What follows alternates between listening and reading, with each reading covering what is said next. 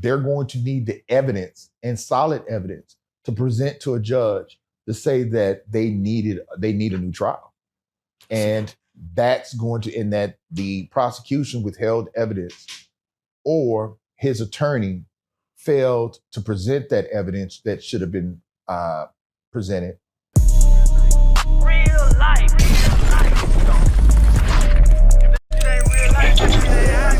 It ain't real life. Just say real life street Starz. You know what time it is. I know you spoke on it last time, but finally I got to get your take as far as where this may go regarding Tory Lanez getting transferred to another penitentiary now. And I forget the reporter who is now vying for his freedom based on the congresswoman who is fighting for his freedom now based on circumstantial evidence that was secluded, things of that nature. And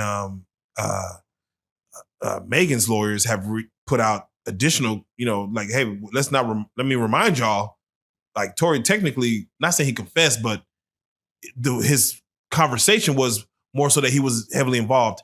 Do you see the Tory Lanez case going anywhere based on now that we have him being moved? We have this congresswoman fighting for him. Do you see anything changing with this thing over here? So moving was probably more based on his safety. Yes. More than anything else. So it really doesn't have anything to do with the actual trial. The congressional person or individual who is vying for potentially a new trial, that could move the needle. But they're going to need the evidence and solid evidence to present to a judge to say that they need a new trial. And that's going to, in that the prosecution withheld evidence or his attorney failed to present that evidence that should have been presented. And so those things are going to need to be shown in order to really get him a shot at having a new trial. So it'll be a new trial versus like dismissal of charges? Potentially, okay. Yes. Okay. With that being said, Larry, thank you so much again. Oh. One more, Larry. Oh yeah, we got one more. The inmates that escaped Louisiana. Yeah. We got 5 left. Louisiana 10. Right. That's not really. I know. So when they get caught, what happens to them? Where you hear that from? Nah. That's not real news. All right. Yeah. So, I mean, they're going to face new charges. Yeah. So what charge does that carry when I escape from prison? I can answer. I spoke to a prisoner about this, and they said normally they'll throw you automatically 15 additional years or whatever charge you have. So to attempt to escape, no matter if you had 3 to 10, 5 to 10, life, they'll just throw 15 more on top of that because that deters anyone trying to escape. So mandatory, and again, this is Louisiana, they're supposed to throw you 15 additional years for the attempt. Louisiana is very different. Right. I think they are one of the only states that still goes by the original penal code. And so original penal code is wild. Yeah, that like they if I'm not mistaken, they're one of the states that really use some older, more archaic penal code. And so, and don't quote me on that. I'll take a look at it next time I'm on here. I'll look, but if I'm not mistaken, that is so. And so I can't really say as to what they may be looking at, but Joker is correct.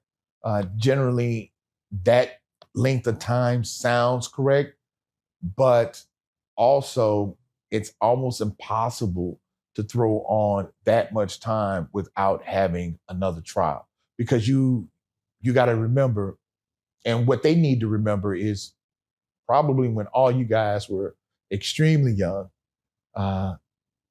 Remember the Texas 8, I think it was 8. Texas 7. Texas 7. And they ended up killing that security guard. Right, yep. That case was retried. I mean, not retried, but it had to be tried, right? All the elements of that had to be tried. Some of them got put to death because of that. And so if I'm not mistaken, Joker, I don't see them, even in Louisiana, just able to just throw a couple of years on there like that without first going to a jury of their peers and convicting them of that new crime, because it's a new crime. And so back to the Texas 7, those individuals who are harboring and assisting in this have to be very concerned that if any of these individuals do commit murder while you are assisting them, you could also be complicit in charge also. So you have to, that's one of the dangers. But I think that that whole situation is extremely interesting, from cutting off the water to breaking through the wall and having so many people involved, right? Like, how do you have 10 people involved in something like this and no one said anything that leaked out to the guards? The guards are involved. Says a lot about your prison. Well, it's a county jail. So No, it's not really prison. It's a jail. Bro, how's 5 murderers there if it's county jail? Yeah, they're facing murder. They're facing murder. You don't think that? But anyway, you've dealt with a lot of criminals in your time. What kind of person, besides a lifer, because there was more than just lifers among them, what kind of person would try to escape jail? Like, what in your honest opinion, like, what kind of psyche does that take to be like, when you deal with somebody and they're like, oh, they broke out of jail? It's funny you should say that. So my minor in college, I was a psych pre-med major. Right. And so I actually did a paper on the mental state of those who are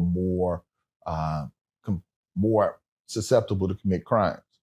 And part of that is that thrill seeking. And so a lot of times people are adrenaline junkies, right, in a sense, and they like that excitement. Because when you commit a crime, it doesn't stop when you commit it. Right. It's ongoing. You know why? Because it's always the fear of getting caught. Right. And that does something to your psyche. Yeah. I like it. I like being on the run. Let's do this. I like walking out the house and looking behind the bushes and looking and watching the cars to see if it's an unmarked police car, or, do I live in a black neighborhood and all of a sudden it's 5 white guys just walking the street? Like, that ain't right. Right. Because there's people taking bets on who's going to get caught next and everything. I'm sure the prisoners in there rooting, let's go, don't come back. I want root to the bet. I didn't take a bet. But if I was going to bet, it would be the Derek guy. He will be the last to get caught. I'm telling you right now. Yeah, he's definitely going to be the last guy. Because it was so hard for them to catch him. Go watch the documentary. It's really good. It's one of the smartest ones. They got 5 left. There's a $20,000 reward. Oh yeah. Do you really get that money? Is that a real thing? Because I've heard people say they're not going to really give you that money. I think they have a hard time not giving you that money. I've never told on anyone to receive dollars, so I don't know firsthand. They said they might give you like $3,000.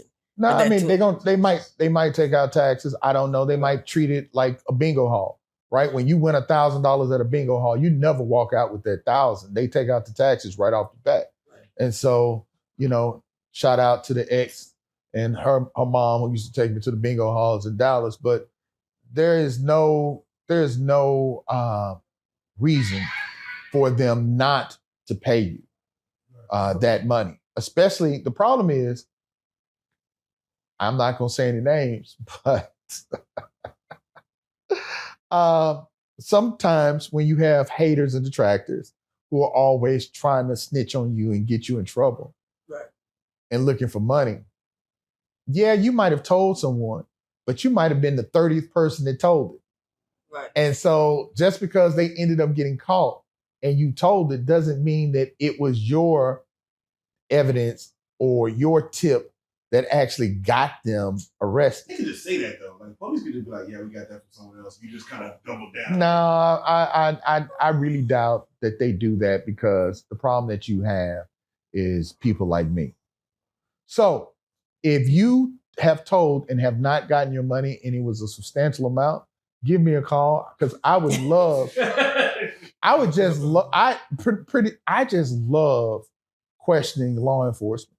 And so I just love digging into what they did, how the process works, and going through their process. I can't do it in Dallas County.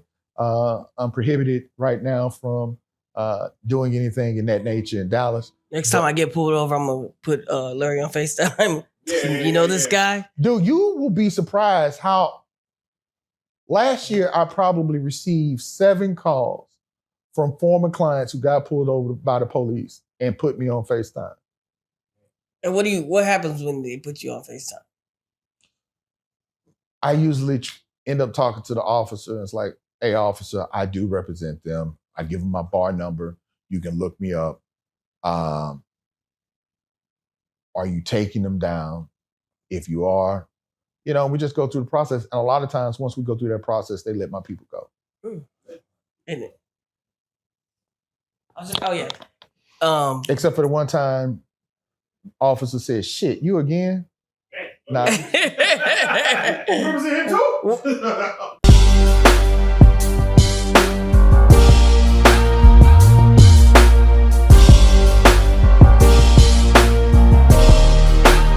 Shout out RealLyfe Street Starz, nigga. Move it. Hey.